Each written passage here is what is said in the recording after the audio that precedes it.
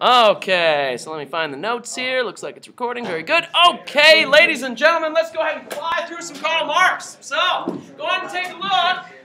Excuse me. Go ahead and take a look at the foundations of modern socialism. We had many various attempts in the 19th century and earlier, really, at socialism. However, it gets really intense when we get to Karl Marx. Anyone know what makes Karl Marx different from previous socialists? Those of you that maybe did the reading from Downs like you're supposed to? No, he's actually a lot different from previous attempts at socialism. Previous attempts at socialism were utopian, as is Marx, by the way, but at least Marx had an idea of how to accomplish his goals on a grand scale. And so what did he say? Okay, he wasn't as utopian, right? So if we look back on it from today's perspective, we say, yeah, that'll never work, right? But if you look at it from at the time, it could have potentially worked because he found a way to make it happen. The problem is he, didn't really think about things from an international perspective. All right, and so if we take a look at some of the various things that are happening here, we first got to take a look at French utopian socialists. Because from these guys, from these attempts, Marx is going to derive a lot of his ideas. So, the French utopian socialists, their idea is that laissez-faire capitalism is all about selfish individualism. True or false? What do you think? Laissez-faire capitalism, free market capitalism, as it was intended by Adam Smith, and as it was perpetrated even and abused throughout the 19th century, is all about selfish individualism. Absolutely true. Absolutely true. And competitive is a good term to use there, because in competition, are you trying to win in basketball, or are you trying to help everyone succeed? Is Dino dunking because he wants everyone to succeed? You don't evolve if everyone succeeds. Okay. So through selfish individualism, overcoming those that are not as strong or not as competitive or not as rich and powerful as you are, you're able to succeed, and they are not. But everyone's going to take advantage of this. I'm not saying it's a bad thing. I'm just saying laissez-faire capitalism, as it was perpetrated in the 19th century, was about selfish individualism. I don't know what I don't think it's Oh, selfish individualism there again, though, sir. You're not sharing those ladies with the rest of these guys. A good thing, too. We're moving on! Moving on! Okay. So, I should watch myself. So, the goal here is to reorganize society for the French utopian socialists. Oh, good one, gentlemen. So, the goal is to reorganize society because as they see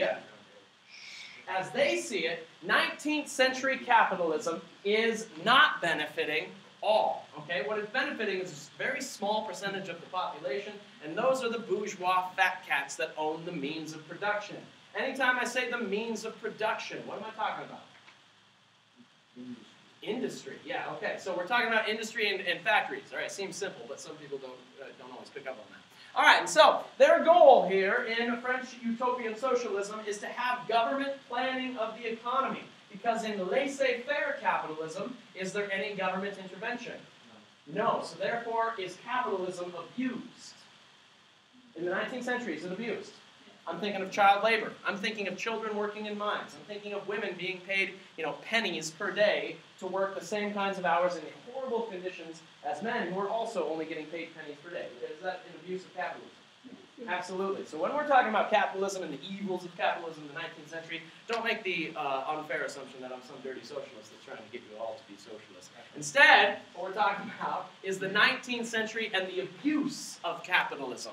All right? Another thing that they wanted to do was have regulation of private property. Because did the bourgeois fat cats own a significant chunk of property for themselves, and then even though they're just a very small percentage of the population? Is that true? Absolutely. Absolutely. Next one, they want greater economic equality because in an egalitarian democratic society, everyone at least has an equal opportunity to be able to rise up in society, economically, socially, politically, you name it. Does that seem to be the case in the 19th century? Especially in the early 19th century before we have universal male suffrage. What do you think? Does everyone have a chance to have greater equality, especially economic equality? No. Even if I work 14 hours a day, is it very likely that I'm going to rise up in that factory system and become a bourgeois fat cat myself? I could, but is it likely? Percentage-wise, does it happen very often, no matter how hard people work? No, it doesn't. All right. so some various attempts at French utopian socialism. We have Saint-Simon, and Saint-Simon, what he saw was a definite problem in society, because he said that society was not properly organized, and what he wanted to do was have a proper organization of society, because he saw two different classes of people, or two different types of people. There were the parasites, and then there were the doers. Okay, so who might count as being a doer? Working class. Why are they the doers? Okay, they have to do stuff for 14 to 16 hours a day to make a living, right? And do they get paid very well, given those, or have nice conditions for that work? No. And then who are the parasites? The bourgeoisie, who seemingly do nothing, and yet they benefit so much from all of this work. Now, is that a little bit of an unfair, or maybe an extremely unfair assumption, that the bourgeoisie are doing nothing to make their living? Yeah, absolutely, unfair. But at the same time, he sees this happening all over society. So what he wanted to do was create vast public works projects. What's the point of having a public works project? Like FDR in the Great Depression. Yeah. All right, so by creating infrastructure, it benefits all of society, also benefits the government. And what's infrastructure again? Roads, bridges, canals, you name it. All right, and then by paying the working class to make it, and then having the government help by subsidizing that stuff, it certainly helps them and helps the economy at the same time. And so what he wanted to do was see an improvement in the conditions of the working class poor. The goal of every institution, that's what INST means, the goal of every institution should be to improve conditions for the poor. Because if you look at things like the working condition, or the conditions of the working class in England, who by the way wrote that? 1844. Conditions of the working class in England. There he goes! Yes, you're the first! Well done. So, if you take a look at that situation, does it seem very pretty or very nice to live in that kind of situation? No. And so according to Saint-Simon, we need to fix that. Next we have Charles Fourier. Charles Fourier said that we need to have a phalanstery. A phalanstery. What a phalanstery is a self-sufficient community. So basically we're going anti-industrial here. What they're going to do is kind of turn back the clock and have industry only on a small scale for production just for that community. And then within that community we will also have agriculture. All right, and so what does this sound like? Is it Smurfs? Yes, it sounds like communist Smurfs. So they're the red Smurfs, though, that run around singing their songs. They're not blue, they're red Smurfs. Okay, because they're commies, right? So, you get it? Anyway, bad joke. Okay, so, bunch of little commies running around in this phalanstery. It's a very old school idea because remember, who were the first communists, essentially? Jesus. Okay, so, yes, Jesus was a bit of a communist in some ways, but the first Christian communities were communistic, as you might recall. All right? You remember that, right? Book of Acts? Okay. Not at all? Okay, so Ananias and Sapphira. Remember Ananias? I think that was their names, Ananias and Sapphira. They went before Peter, and they said, Peter was saying, hey, you guys need to sell everything and give it to the church. Now, it wasn't necessarily a social economic idea. It was more of a, we all are contributing to this Christian community to be able to survive in a very difficult time, right? And so they were supposed to bring their money to the table and give it to the Holy Spirit and give it to the church. And they said, yeah, we sold all of our land and we gave you all our money. Have they? No! And so what did God do? Smited them with a communistic lightning bolt. Maybe, not quite. Okay, but still, smited them. Okay, so in many ways, communism. All right, so we're turning back the clock, trying to go back to that idea. Now, one thing that was definitely not what you could say is anything like the Book of Acts here. Charles Fourier was a little bit, I'd say weird, a little weird, because what he wanted to do was have a total emancipation of women from the family as well, because he saw marriage essentially as prostitution. All right, because a woman, anytime that you were getting married during this time, there was always an exchange of a what? Dowry. Very good. So always an exchange of a dowry. So essentially, there's this capitalistic exchange in order to gain a woman's hand in marriage. What is that? Prostitution! All right. And so he said, well, hey, let's just get rid of it, man. No more marriage. No more, one child belonging to one family. Let's just have everyone share, man, including women. Okay. Yeah, agreed. Okay. Then we have Louis Blanc. All right. You guys might remember Louis Blanc. Which revolution? In France? 18 1848. Okay, the Revolution of 1848. He was, remember, a part of the Second Republic, a part of the Representative Assembly that was established in the Estates. And so Louis Blanc, he wrote a little pamphlet before this revolution called The Organization of Work. In this thing, he said that we need to have universal suffrage as the foundation of any government, especially in France, though. So the foundation of the government. Why? Why is universal male suffrage one definite way of improving the working conditions of the working class? They get a say. Good. So they have a say, and then what else, brother? There you go. So they could have democracy, in which they vote in the right representatives who are going to try and repair the cities and repair the problems that are facing the working class. And so what he also wanted to guarantee, though, was the right to work, meaning that they would have a chance every day if they, because remember at this time in the 19th century, if you wanted to get a job, you wouldn't have like a steady employment where you sign your W-2 and then you work there until you get fired, right, or retire. Instead, you would show up in line every morning and hope there's a job open for you. And if there's not, what do? You walk down the block and hope for a different one, or you panhandle. Exactly, or you starve. Okay, so what he wanted to do was guarantee the right to work. So let's say I couldn't get a job in a factory one day. I walk over to the National Atelier, or the National Workshop, and I break stones for 8 hours or 10 hours, and I get paid for it, right? It's not exactly good work, but then again, what else am I getting in the process? Getting a little bit of money, so I'm not starving to death. So that's a socialist idea that failed, unfortunately, in 1848 because the government shut it down. Then we have Pierre-Joseph Proudhon.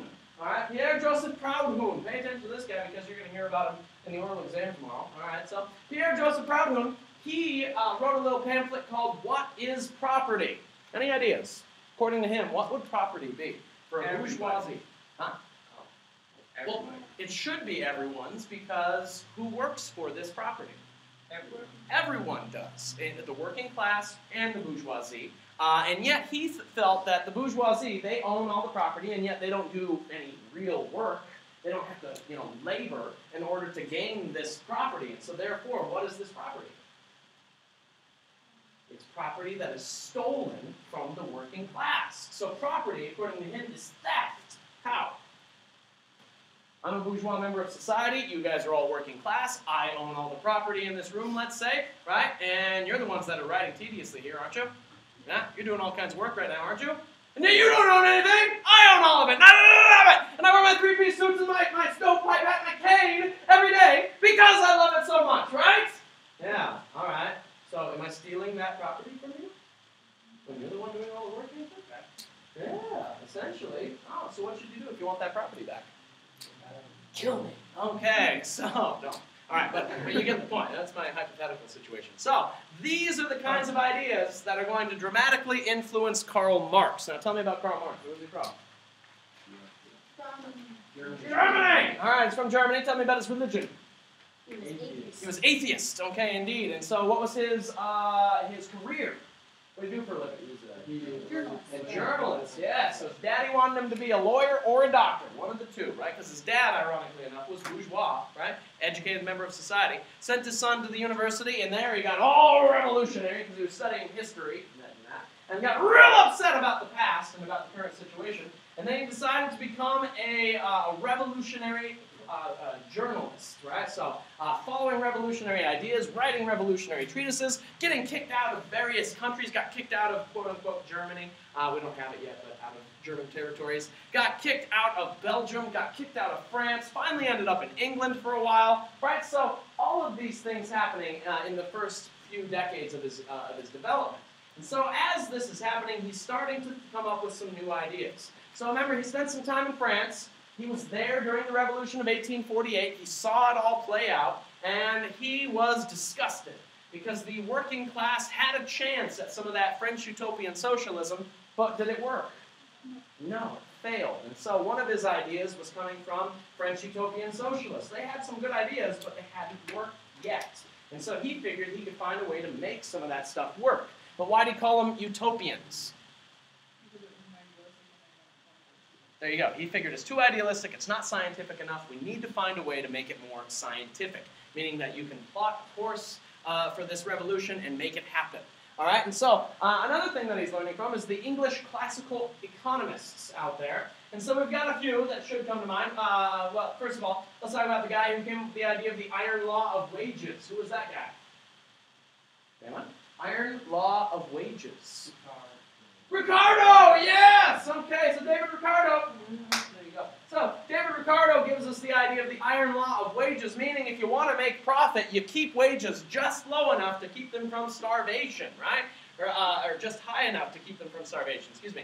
And then he also said, though, that labor is the source of all value. So in order to determine the value of a product that you're making, it should be equal to the amount of what that goes into it? Labor. There you go. So labor equals value. Okay. So that's something that we'll look at here in a little bit. Then we have Friedrich Engels. Friedrich Engels is also going to be he qualifies as an English classical economist only because he was looking at England. But where was he from again? He was from Germany. Ironically enough, again, he's a German bourgeois member, factory owner in society. And so he came over to England, looked at working conditions and said, wow, this is way worse than what's going on in my hometown in Germany. And then he meets Karl Marx and he says, hey buddy, let me support you while you write your ideas about communism in a big, beautiful book. Okay. And then we also have Adam Smith. And what did Adam Smith do? About the nations! There you go. Father of capitalism. So he should have come first on the list, really, because he's the guy that basically invented it. But these are the guys that he's also learning from in order to determine some of his ideas. Then we have German philosophers, including a man named Georg Hegel. Okay, so Georg Hegel. You guys remember reading about him in Chambers at all? Georg Hegel. Okay, so Georg Hegel, he came up with this idea known as the world spirit, okay, or dialectics, the two terms that you're going to want to know. Because what he said is that history is a bunch of ideas in motion. Ideas in motion, okay. So what this means is we have this process known as dialectics. Now, anyone know what dialectics means? I've explained it to you before. Okay, so I've explained it to you before when we did some National History Day prep. I doubt that you remembered it though, so okay. So, dialectics. Anyone notice the term dialogue? Similar roots here. Okay, what is dialogue? Back and forth. You've got two sides conversing back and forth, right? So in dialectics, you've got two sides competing back and forth. You've got two ideas, essentially, that are butting heads, okay? So the way it works is on one side, you've always got a thesis. On the other side, you've always got a what? Antithesis, exactly. So you've got a thesis on one side, and it's always got to have a polar opposite, doesn't it? That polar opposite is called the what? Antithesis. Okay, so you've got a thesis and an antithesis. And what are these ideas bound to do if they are polar opposites? Collide. Okay, they are bound and determined to fight with each other, struggle with each other, and collide. And from this collision, what's going to come from that? Well, change, exactly. So, from this collision of thesis and antithesis, we will get synthesis. And what is synthesis? Okay, doesn't necessarily have to be harmonious. A compromise, a conclusion, a change, exactly. So you've got idea, change, right? So a good example of this would be, for instance, let's say, I don't know, let's take World War I, since I'm about to do World War I in U.S. history today. All right, so on one side you've got militarism. On the other side you've got nationalism. What's bound to happen between militarism and nationalism? Collide, and from that we get war and death and bad things, right? Does that make sense? Okay, and so that's history in motion. Because as things happen and change, history progresses. Okay? Yes? You were going to say something about it? No? Oh. All right, very good. So does that make sense to everybody? I mean, this is the foundation of Marxist ideas. So you got to know dialectics, all right? So Marx, what he said is that we need to change this a little bit and call it dialectical materialism. So what dialectical materialism means is that, yes, we have the dialectics according to Georg Hegel, but we also have to add what to it? What else do you add to this to make it make more sense? Because for Marx, what is history all about? Anyone? Ups and downs. History is all about economics, okay? So we'll talk about how that's flawed a little later. But according to Marx, all of history is driven by what? Economics and class warfare that is brought about because of economics. So, therefore, what dialectical materialism means is we have this dialectical process, this conflict, and what's always part of the conflict? Money, materials, money, wealth, power, status, class, conflict, etc. All right, so the thing that causes class conflict is difference in the classes derived from economics, okay, and inequality. So that's the main idea for Marx. Those are some of some of the foundational ideas for Marx. Now let's take a look at what he had to say about it. So his theory, he's going to write in a couple of lovely little books. One of which is called the Communist Manifesto. It's about 89 pages. It's definitely readable. You're going to read little chunks of it from your Wiesner reading, and much of it has to do with the revolution of 1848, the failed socialist revolution of 1848 in France in particular. Okay, the much bigger one that I hope to God no one but Maddie ever has to read is Das Kapital. Okay, so I say Maddie because she actually has the book. Look, check this out. Yes. There's 3 volumes. Marx, I believe, wrote the first 2 and a half, and then Engels finished the 3rd one, right? Because Marx died in, I think it was 1868 or something like that, and Engels had to take over the publication and finish writing it for him and then publish it. So, volume 1 of Das Kapital. What do you think about it, Maddie? Horrible. And why are you doing this to yourself? NHD. Oh, my blessings be with you. Okay. What's it about? What's your practice? Marxism. Yeah, Marx and Socialism.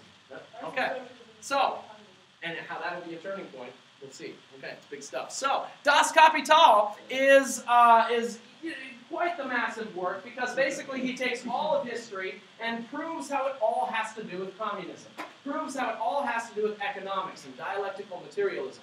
So what he says is that all of history is nothing but economic class warfare. Nothing but struggle over the issues of economics and the quest for greater wealth and power. Because we always have one class of people that have money, and then you've got a much larger class of people that have no money. And what are those groups bound and determined to do throughout history? Go to war! Through various methods. Exactly. All right. So, another thing that he says is that the value of any product is simply the value of the labor that is put into that product. Okay? Where did he get that idea? Ricardo. Okay, so from David Ricardo. So Ricardo tells us that same idea. Essentially, it's this. Let's say we've got a pencil, right? A pencil. How much labor do you think goes into making a pencil if you're one man producing that pencil?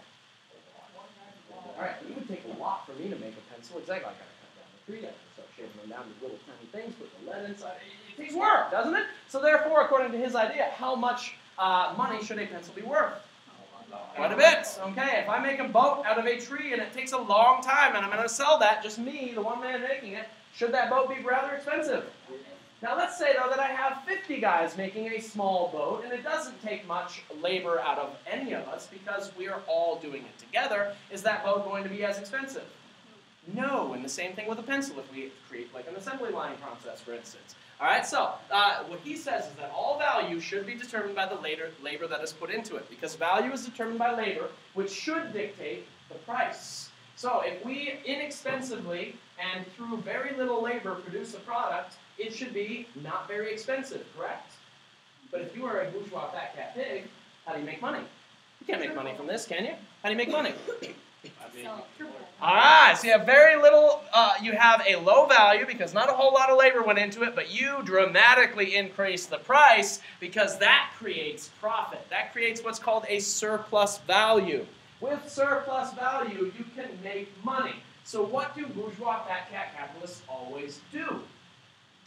They increase the price so that they can make that surplus value. So owners will find various ways in which to maximize their profits all the time by exploiting laborers. So they'll do whatever it takes to maximize their profits. So what they will do is increase the price, but they will also make it terrible in terms of working conditions for laborers. That way they can make more money from that as well. So one thing that they'll do is they'll use competition. We talked earlier about competition and how it is, selfish on the part of business owners because that's the only way they can make their money.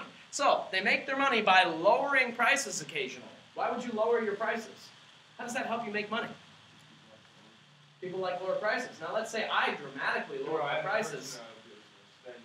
Okay, so if I can afford to lower my prices on my product because it's not very valuable and it doesn't take a whole lot of labor to put into it, but Bubba cannot afford to do that, what's going to happen to Bubba eventually? goes out of business, bankrupt, and therefore, after he's gone, he's my one competitor in town, what can I do?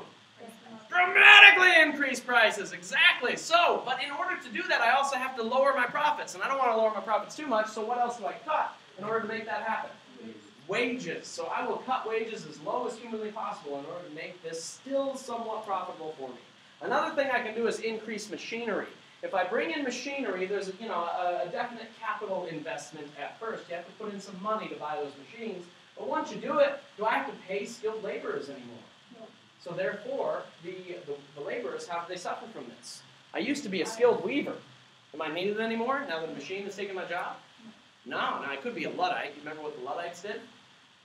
Yeah, they like burnt factories. They broke the machines and burnt factories, exactly. So I could be a Luddite, but for the most part, are workers going to do that?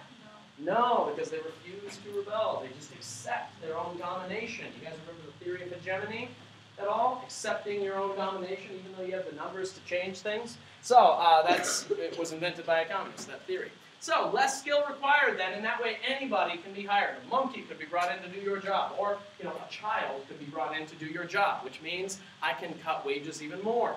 Also, I will use overpopulation. With overpopulation, I can create what Marx referred to as an industrial reserve army. Because again, in the 19th century, how do I get a job in the factories? I stand in line, and at the end of the day, I hope that I've got my job, right? Or excuse me, at the beginning of the day when I get there, I hope that I've got my job. Now, that can happen because we've got such a large labor pool, and that is exploitation on the part of the business owners. Another thing that they will do is use political and military friction in order to create bigger and more successful markets. So let's say I'm living in England, and I have a lot of factories producing widgets. And what are widgets again? Stuff you use to make stuff, exactly. So widgets, I've got lots of them. I, in fact, have way too many widgets for anyone in England to want to buy anymore because we have a surplus of widgets. So rather than letting them sit there and gather dust, what should I do? It's the late 19th century. International trade, export. So if France needs widgets, I'll sell them to France. But if France has their own, where can I go? Oh, yes, so colonies don't have any widgets, do they? So what do I do? Yes, I force them into buying my widgets in the colonies, exactly. So we will have competition over raw materials by creating colonies. We will also spread across the globe. So Marx accurately predicted the age of imperialism in the late 19th and early 20th century, saying that we're going to eventually produce so much crap that nobody needs in Europe that they're going to take it elsewhere. And if those people don't want it, they will use the military to make them pay for that stuff, right? And it certainly happened. It was true. So what he said is that from this urban industrial society that we see developing, two classes are going to end up evolving here. And what are those two classes? One is really huge, and one is really small. What's the really huge class? Okay, the working class known as proletariats. Good. So we've got the proletarians that are sitting in the massive class. And what are their conditions like? And do they do anything about it?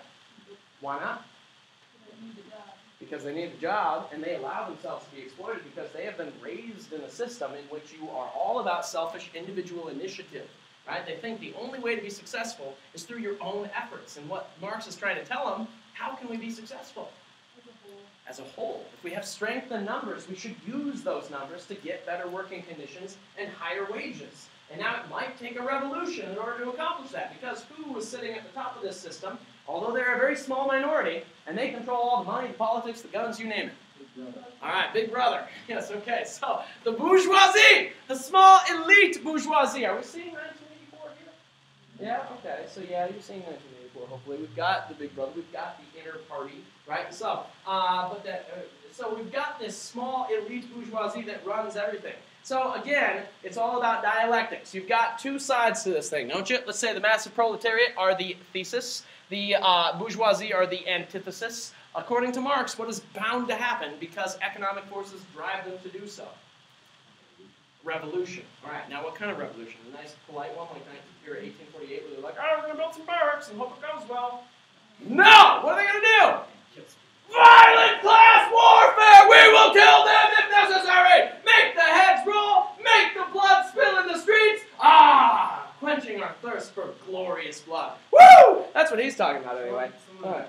So, yeah, okay, so I know, they're going to wonder what's going on in here. Okay, so you're definitely going to see an inevitable class warfare, and it's not going to be pretty. Now, from this is, I mean, we've seen during history, after Marx, when we get to, like, for instance, the Soviet Union or China, we're going to see these things happening, but the two post-revolutionary stages is where things get complicated. Okay? Because according to Marx, he was trying not to be a utopian. He figured, all right, well, not everybody after the revolution is going to want to hold hands and be commies, and, you know, across international borders, we're all going to be friends, and we're all just going to say, yay, money for everyone! All right, he didn't think that was going to happen right away. He hoped eventually it would happen. But he figured first, we're going to have a temporary dictatorship of the proletariat. What does that mean? Temporary dictatorship of the proletariat. Now, the mass of proletariats rule everything, or a few very smart revolutionary individuals like, I don't know, Lenin, Trotsky, Stalin, those guys run the show temporarily until the proletariat is ready, right? So that's the idea, that temporarily you'll have a small group of elite communists, a small group of elite socialists, who will run the show until society is ready for communism. When it is ready for communism, what are those leaders supposed to do? Sit down and hand it over. Has that ever happened in society? No, because the second post-revolutionary stage that we're supposed to get to, which is incredibly idealistic as well, is the stateless, propertyless, and classless society. So the first post-revolutionary stage is known as what? Socialism or communism?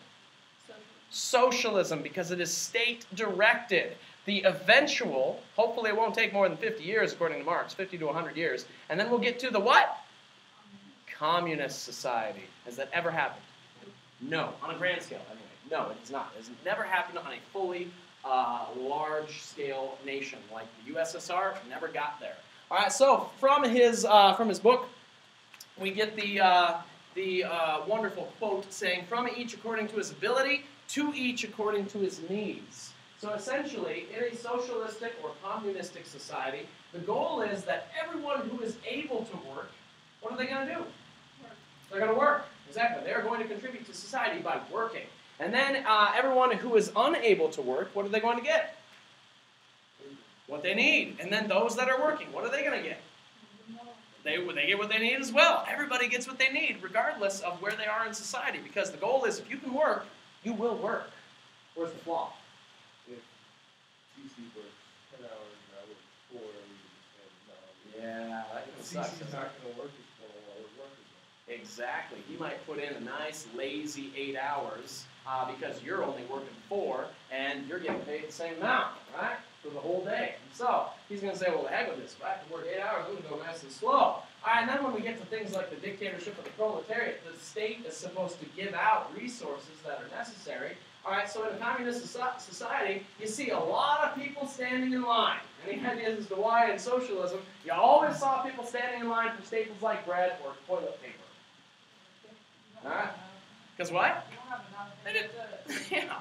Like you have to order it and make sure that supply's there. Yeah, they couldn't produce this stuff fast enough, especially in a country like Russia that had something like 150 or 180 million people. I mean, it just takes forever to get all that stuff. So good luck making that happen on a large scale. It's not easy to maintain. It's not easy to get started. But the point is, in the 19th century, did Marx at least have an idea that seemed doable to the working classes?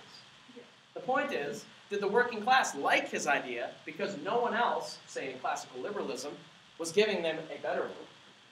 Yeah, okay, so whether you agree with socialism or not, you can see his ideas now from the 19th century's perspective and say, okay, we can see where he's going. Thankfully, history has proven him wrong, right? And so now we'll look at how history has proven him wrong. I only have 6 minutes, so I'm going to fly through it a little bit if you don't mind. Hopefully we can get through all of it. So, he is inaccurate for a number of reasons. First of all, one big reason is because of surplus value.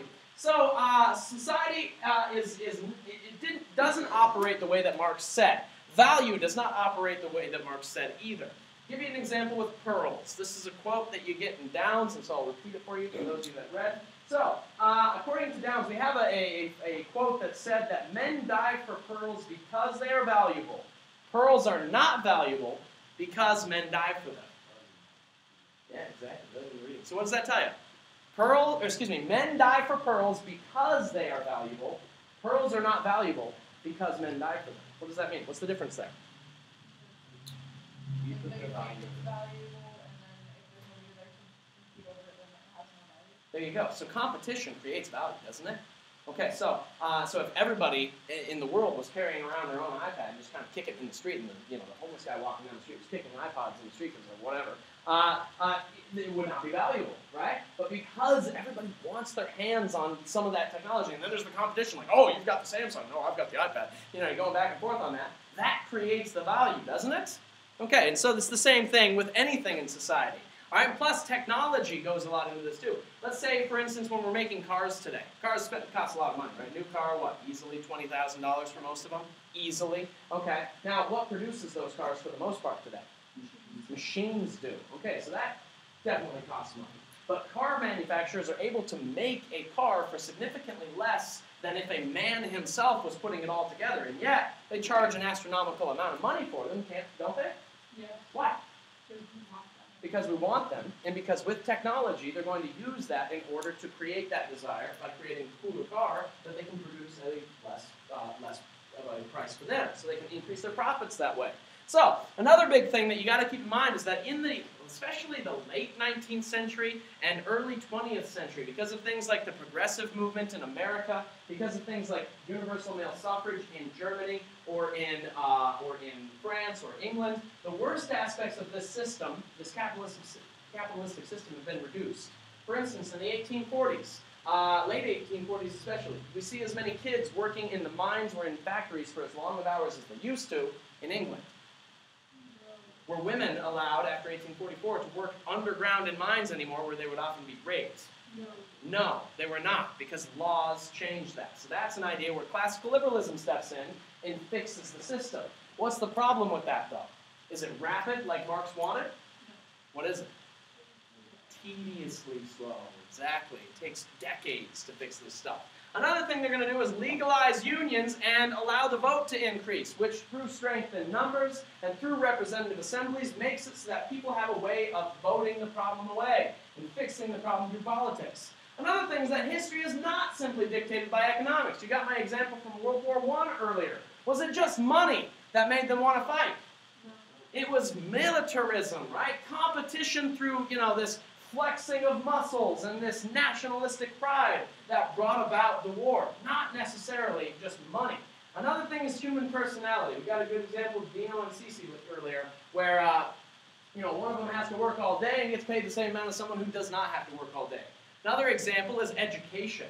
Let's say that I go to school for 7 years or whatever, right? Because a lot of people go to college for 7 years.